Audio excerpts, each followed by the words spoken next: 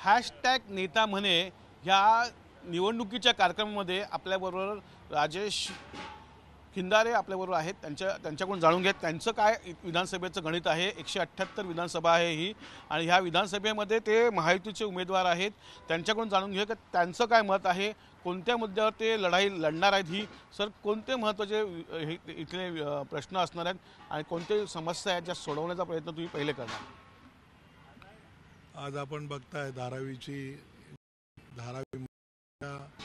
प्रमुख केंद्रस्थानी बसली आहे आणि ती बसताना अनेक महत्त्वाचे मुद्दे म्हणजे जे प्रॉब्लेम्स आहेत त्याला फेस करते ती आणि ते प्रॉब्लेम्स कधीच सोडवण्याचा कोणीच कधी प्रयत्न केला नाही आणि भविष्यातही ते सगळे गोष्टी त्याचं निराकरण त्या समस्यांचं करताना आपल्याला समोर दिसत नाही। अनेक मुद्दे असताना देखील आज ते पाण्याचे प्रश्न आहेत, शौचालयाचे प्रश्न आहेत, चांगल्या घरांचे प्रश्न आहेत, स्वच्छ हवेचे अनेक म्हणजे चांगल्या रुग्णालयाचे प्रश्न आहेत, चांगल्या शाळांचे प्रश्न आहेत, चांगल्या कॉलेजेसचे प्रश्न आहेत, चांगल्या उद्यानांचे प्रश्न आहेत। असे अनेक प्रश्न इथे प्रलंबित आहेत आणि ते प्रश्न न सोडवण्यावरती एक प्रक्रिया मोठ्या गेल्या 45 वर्ष काम करते आहे की हे प्रश्न सुटलेच गेले नाही पाहिजेत। धारावी अशीच्या अशीच राहिली पाहिजे, उलट ती बकाल झाली पाहिजे। तिथं आणखीन झोपड्या वाढल्या पाहिजेत, अनेक क्वांटिटीमध्ये बऱ्याच झोपडी दादांचं वास्तव्य इथे निर्माण झालं पाहिजे, झोपड्या निर्माण झाल्या पाहिजेत। अशा पद्धतीने ह्या धारावीची व्यवस्था गेल्या 25 वर्षात 30 वर्षात आणखीन बकाल करण्याचा प्रयत्न केला गेला, तिला सुधारणा केला गेलाच नाही आणि आता ह्या समस्या रौद्र रूप धारण केलं आहे। आज बघताय आपण धारावीमध्ये आपण एखाद्या गल्लीत घुसू शकत नाही, एखादी मयत झाली तर ती डेड बॉडी अगदी सरळ व्यवस्थित तुम्ही याला बाहेर काढता येत नाही आणि सूर्य जिथं पोचू शकतो अशी लोकवस्ती या ठिकाणी निर्माण झाली आहे। सूर्याची किरणं तिथं पोचूच शकत नाहीत, सूर्याची किरणं म्हणजे त्यांनाही रोखण्याचा पुरेपूर प्रयत्न आमच्या धारावीच्या झोपडीधारकांनी केला आहे। नक्कीच सर, इथे एक महत्त्वाचं मोठं नाव आहे, समोर बलाढ्य नाव आहे इथं समोर येतं गायकवाड आणि वर्षा गायकवाड त्यांचे वडील होते पहिले, नंतर वर्षा गायकवाड होते, आता वर्षा गायकवाडची बहीण तुमच्यासमोर रिंगणामध्ये आहे। कशी लढाई याकडे बघताय आणि हे एक मोठं नाव समजलं जातं या पूर्ण। बिलकुल, नाव मोठं आणि लक्षण खोटं ही जी म्हण आहे आपण बघतोय ऐकतोय की बाबा नावं मोठी असली पाहिजेत, मोठमोठी नावं आज महाराष्ट्रात आपण बघतो, आपण बघतो पिढीजात लोक वंशवादाच्या माध्यमातून राजकारणात येतात। राजा का बेटा ही राजा बनेगा ही संकल्पना महाराष्ट्रात अनेक ठिकाणी आपण रुजवताना बघतोय, परंतु त्या घराणेशाहीमध्ये काही ठिकाणी मेरिट देखील उपलब्ध आहे। म्हणजे अगदी पवार कुटुंबीय असेल, मोहिते पाटलांचं कुटुंबीय असेल किंवा राणे कुटुंबीय असेल, तिथे कुठेतरी छोटे मोठे मेरिट्सचे आधार घेतले गेलेत, अगदी ठाकरे कुटुंबीय असेल, परंतु इथे कुठलाही मेरिट म्हणजे अगदी ज्यावेळेला आदरणीय एकनाथजी गायकवाड साहेबांनी आपल्या ह्या मुलीला आणलं, पहिल्या मुलीला वर्षा गायकवाड, त्यांनी कधी धारावीकरांशी त्यांची ओळख करून दिली नाही केली, त्यांचं कुठलंही सामाजिक काम नव्हतं। त्यांनी डायरेक्ट म्हणजे अगदी 2004 मध्ये त्यांनी पहिलं माझ्या माहितीप्रमाणे पहिलं इलेक्शन लढलं आणि त्यावेळेला एक शिक्षिका म्हणजे एक प्रोफेसर असणाऱ्या वर्षा गायकवाड त्यांना डायरेक्ट ह्या ठिकाणी धारावी विधानसभेमध्ये उतरवण्यात आलं आणि बराच विरोध त्यावेळेला देखील होता।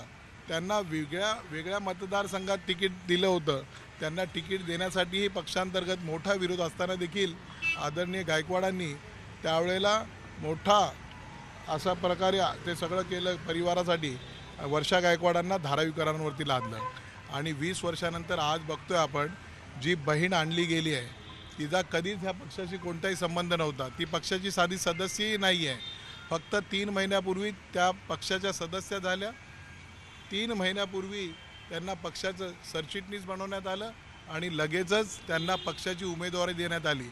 पक्षामध्ये 40 वर्ष कार्यरत असणारी जवळपास 35 ते 40 मोठमोठी नावं इथे उपलब्ध आहेत। असं असताना देखील त्या लोकांना अगदी डावलून त्यांचा विचार न करता अशा दिग्गज कार्यकर्त्यांची अवहेलना करून एका नवीन चेहऱ्याला परिवारवाद वंशवाद लोकांवरती धारावीकरांवरती लादलाय नक्कीच हे मोठं नाव आहे, त्याबद्दल कोणती शंकाच नाही. कारण अतिशय ताकदवर, अतिशय शक्तिशाली कुटुंबियातून हे नाव आलेलं आहे.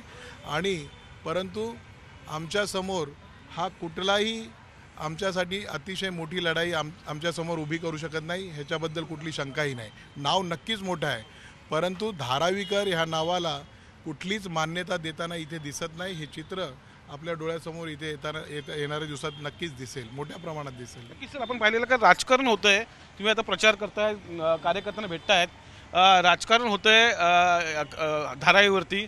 उद्धव ठाकरे नेहमी आरोप करत असतात का धारावीचं प्रोजेक्ट अदानीवरनं खूप आंदोलन झालेले आहेत. कसं बघताय सर्व, कारण की धारावीकडे सर्वांचं लक्ष आहे. नाही, धारावी म्हणजे आज आमचं संपूर्ण भारताचं नाही तर अगदी जगाचं लक्ष आहे. अगदी तुमच्या माहितीसाठी सांगतो की अगदी अमेरिकेच्या एका न्यूजपेपरनी धारावीची बातमी बनवली. एका सर्वसामान्य कुटुंबियातून आदरणीय मुख्यमंत्री एकनाथजी शिंदे साहेबांनी मला जे इथून उमेदवारी दिली त्याची दखल वॉशिंग्टन टाइम्सनी घेतली. आणि म्हणजे ही काय साधारण बाब नाही, ह्याच्यावरती सगळ्या जगाचं लक्ष आहे. अगदी सगळ्या मीडियाचं लक्ष तर आहेच, पण जगातील जागतिक मीडियाचं लक्ष आहे. तर ह्याच्याकडे आपण बघत असताना की बाबा धारावी, की बाबा हा विकास, ह्या विकासाचा मुद्दा आणला कोणी हो? तुम्ही जावा, 2004 साली DRP इथे आणण्यात आली, लागू करण्यात आली, ही आणली कोणी? हा मुद्दा आणला कोणी? हा प्रश्न तुमच्यासमोर उपस्थित करण्याची आज गरज आहे. कारण ही DRP लागू केली कोणी? तर तत्कालीन मंत्री आदरणीय वर्षाताई गायकवाड, तत्कालीन खासदार एकनाथजी गायकवाड आणि तत्कालीन 6 नगरसेवक, काँग्रेसचेच पक्षाचेच ते नगरसेवक होते. असा एकत्रित तो एक संघटित विषय होता विकासाचा की DRP धारावी रिडेव्हलपमेंट प्रोजेक्ट इथे लागू करण्यात आला 2004ला. आणि त्याचे मॉडेल्स इथे आज आपण LCD त्या तत्कालीन निवडणुकामध्ये दाखवण्यात आले. 15 वर्षापूर्वी धारावी कशी बनेल, धारावीचा विकास कसा होईल, हा धारावीकरांना LCDच्या माध्यमातून दाखवण्यात आला. धारावीकरांना आमिष दाखवण्यात आली, विकासाची मॉडेल दाखवण्यात आली की धारावी भविष्यात अशी असेल, धारावी अशा प्रकारे बनेल, धारावीची घरं अशी असतील, धारावीची उद्यानं असे असतील, धारावीची हॉस्पिटलं असतील अशी असतील. हे सगळे आमिष, खोटी आमिष 15 वर्षापासून दाखवण्यात येत आहे. मग हे बनवलं का जात नाही? हा प्रोजेक्ट आणला कोणी? तुम्ही जर प्रोजेक्ट आणला तो कागदावरतीच का ठेवला? तुम्हाला रोखलं कोणी? तुम्हाला हे रोखणारे लोक आहेत कोण? आणि माझा हा प्रश्न आहे त्यांना की बाबा तुम्ही जर प्रोजेक्ट आणला, 20-25 वर्षापूर्वी तो प्रोजेक्ट आणला, तर तुम्ही तो प्रोजेक्ट बनवला का नाही? तुम्हाला हे न बनवण्याची कारणं काही? तर बघा 2007 साली ह्या धारावीचा सर्वे करण्यात आला. मशाल ह्या एका संघटनेला त्या सर्वे करण्याची मान्यता देण्यात आली होती. आणि त्या सर्वे अंतर्गत धारावीमध्ये 61,000 झोपड्या होत्या त्यावेळेला 2007ला. आज जर तुम्ही सर्वे केलात तर जवळजवळ 1.5 लाख झोपड्या निर्माण झाल्यात. ह्या झोपड्या कोणी निर्माण केल्यात? ह्या झोपड्या कुणाच्या आहेत? ह्या झोपड्या वसवल्या कोणी? ह्याला जबाबदार कोण आहे? कारण ह्या गायकवाड परिवारच गेल्या 45 वर्षापासून इथे राज्यकर्ते आहेत आणि ह्या झोपड्या निर्माण करण्यामागचं त्यांचंच षडयंत्र आहे. आणि पुढेही अशाच मोठ्या प्रमाणात झोपड्या निर्माण आणखीन करण्याचं त्यांचं भविष्यात षडयंत्र आहे. त्यामुळे ते विकासाला आड येत आहे. नक्कीच सर, लाडकी बहीण योजनासारखी योजना आणलेल्या आहेत, विकास कामं मोठी झालेली आहेत, अनेक जण या लाडकी बहीण योजनेचं स्वागत करतायत. याचा इफेक्ट पडेल, एक फायदा होईल तुम्हाला? लाडकी बहिणांचा आज जर तुम्ही धारावीमध्ये सर्वे केलात, जवळजवळ त्याची लाभार्थी 32-35 हजार महिला आहेत. आणि मी आज घरोघरी फिरतोय, प्रत्येक घरामध्ये एवढं आनंदाचं वातावरण आहे. आणि ह्या लाडक्या बहिण्या आमच्या, त्यांना तर मतदानाची एवढी घाई झालेली आहे की त्या 20 तारखेपर्यंत थांबायला तयार नाहीत. त्या म्हणतात आजच मतदान घ्या, आजच आम्हाला तुम्हाला मतदान करायचं आणि तुम्हाला विजयी करायचं आहे, अशी त्यांची भूमिका आहे. तेव्हा की फॅक्टर नाही, तो की फॅक्टरच आहे. तो विजय, त्या लाडक्या बहिणीच यांच्या लाडक्या बहिणीला घरी बसवतील. ज्या वर्षाजींनी आणल्या जी लाडली बहिणा, त्या लाडली बहिणाला घरी बसवण्याचं काम आमच्या लाडक्या बहिणी करतात. सर, एक शेवटचा प्रश्न, विजय निश्चित आहे? आपला विजय निश्चित आहे? मी निश्चित वगैरे सांगत नाहीये, माझ्या लाडक्या बहिणी तुम्हाला उत्तर देतील. तुम्ही सर्वे करा, त्या निश्चितीची गॅरंटी ते घेतील विजयाची. सर्वात महत्त्वाचं त्यांनी भाष्य केलेलं आहे का वर्षा गायकवाडची जी लाडकी बहीण आहे त्या लाडकी बहीणला माझ्या लाडक्या बहिणी ज्या आहेत योजनेतल्या त्या घरी बसवतील असं म्हटलेलं आहे. तर गायकवाड हे नाव जरी मोठं असलं तर लक्षण मात्र खोटं आहे असा एक टोला त्यांनी लगावलेला आहे आणि माझा विजय निश्चित आहे असंच राजेशजी यांनी सांगितलं आहे. ब्रिजनेश मंगेशसह कपिल राव, झी मीडिया, मुंबई.